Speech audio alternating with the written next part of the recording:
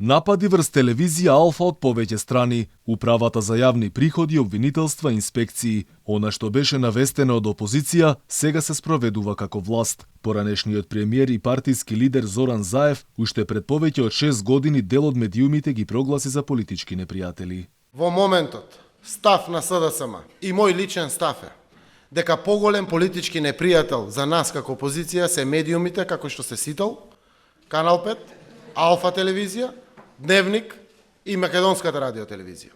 Алфа е единствената која остана трн во око. Следуваа суптилни и не толку суптилни закани кои само добиваа на интензитет. Не ја прифаќаме на Алфа телевизија. Ке видите зошто. Примерот на поранешниот партиски лидер го следеа речиси сите функционери со етикетирање на телевизијата и на новинарите.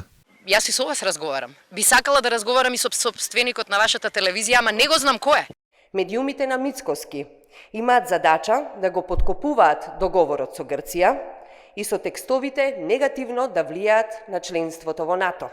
Но по притисокот врз Алфа не останаа само закани. Власта ги користи сите механизми кои стојат на располагање во обид да ја замолчи единствената критичка телевизија која остана во македонскиот етер. Како што расте гледаноста на Алфа, а паѓа рейтингот на власта, така се засилуваат и притисоците. Последен во низата е оној од управата за јавни приходи, која изготвила решенија за наплата на наводен долг од околу 200.000 евра во кој се пресметани огромни камати, а за кој се уште се води судски спор кој нема разрешница. Телевизијата речиси секој ден е домаќин на различни инспектори, истражители и обвинители. И покрај сите проверки и чешлање на документацијата со години, досега не успеа да најдат ништо неправилно и незаконско.